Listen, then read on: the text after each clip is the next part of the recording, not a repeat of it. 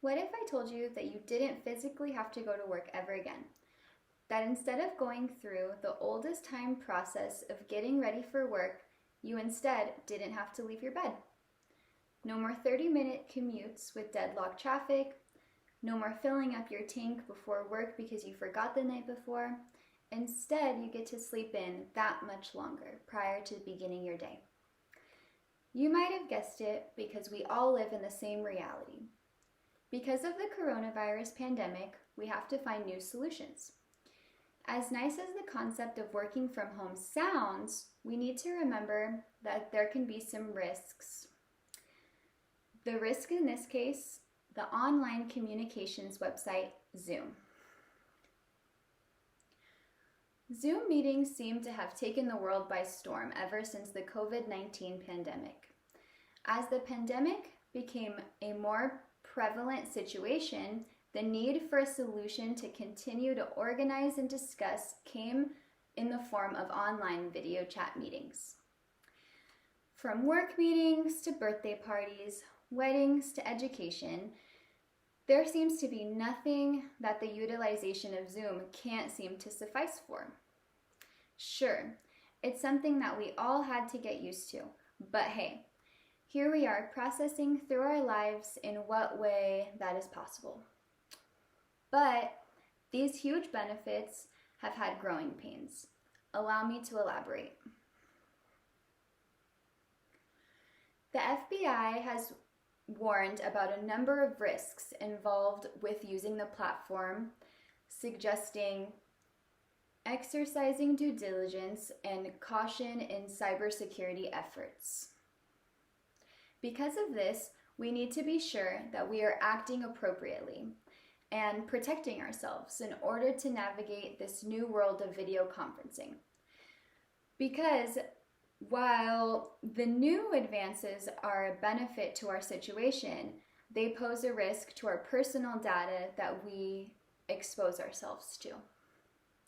I will summarize with you today 3 different examples that depict the risks involved with Zoom meetings and what you should do in order to protect yourself.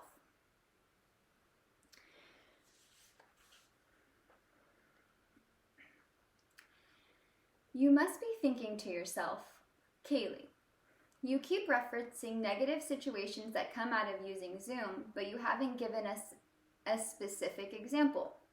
Say no more. Let's admit it.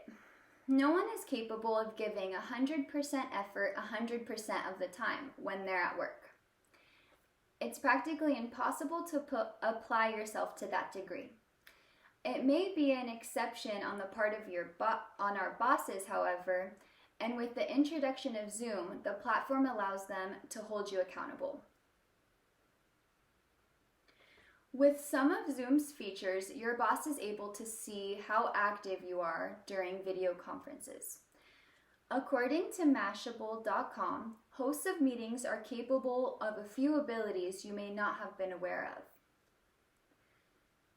Hosts of meetings are able to see if you actively have the app in focus, meaning that you have the meeting open and active.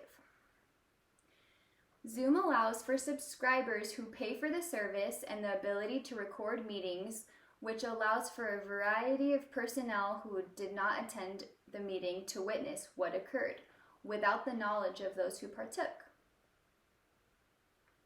Zoom also allows hosts of meeting to receive a transcript of person-to-person chats. This means if you decide to personally message a bit of an inappropriate message to a colleague, your employer can see what you said. Lastly, the Mashable article mentions that Zoom has a clever way of selling your private information in the forms of advertising tools. Instead of just blatantly selling your information, they sell it based on their smart ads and that are intended to be personalized to you.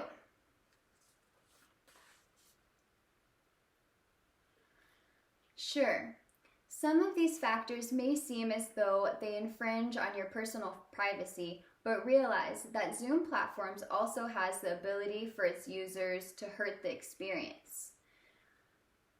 How do users affect the Zoom experience, you might wonder? Well, there are a few ways.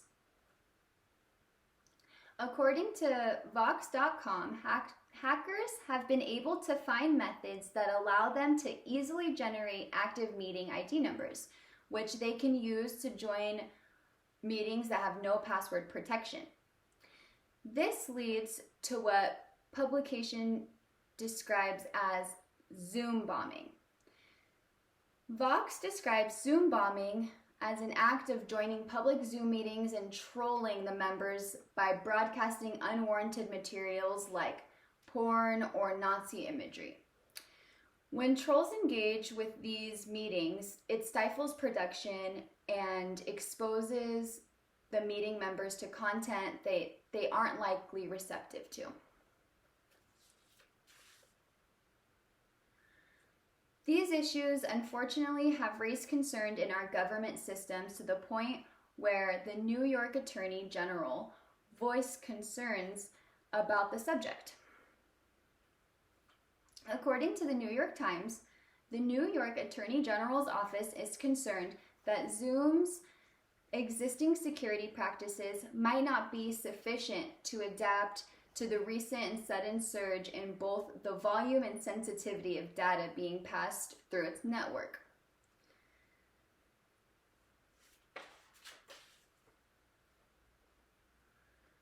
Sure, these realities that have been placed upon us seem a bit dire.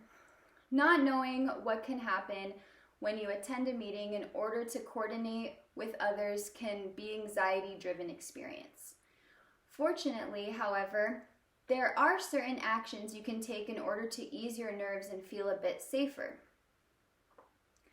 Thankfully, the ability to adjust your experience is possible. Shana Hussein of Los Angeles Times mentioned a few cautionary tips in order to allow you to use Zoom in a more precautious fashion. These include, but are not limited to four following options. 1. Make sure to always use a new meeting ID for every session. This creates a limited amount of time for potential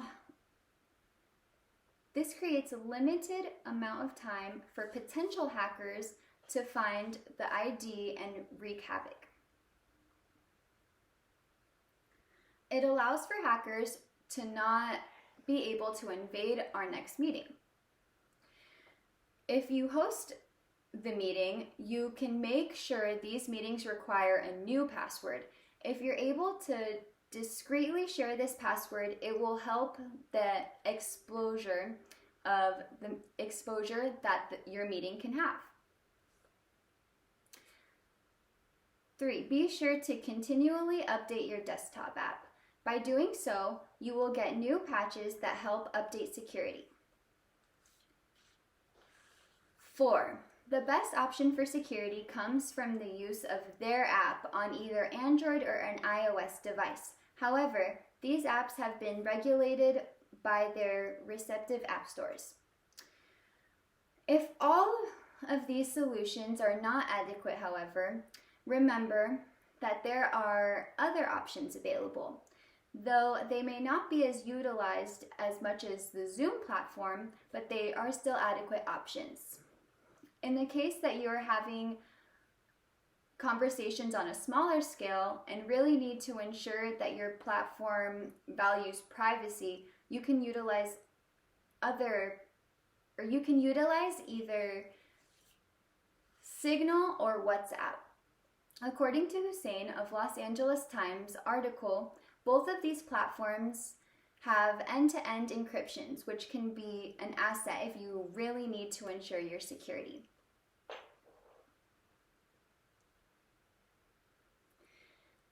In conclusion, we need to better educate ourselves on our internet practices. By realizing that there are risks involved with our new method of communication, we can better police ourselves from making mistakes when attending online meetings. I hope these examples help you not only to realize that there is an issue at hand with the Zoom platform, but remember that there are certain practices that you can apply in order to maximize your ability to avoid Zoom bombing and the like.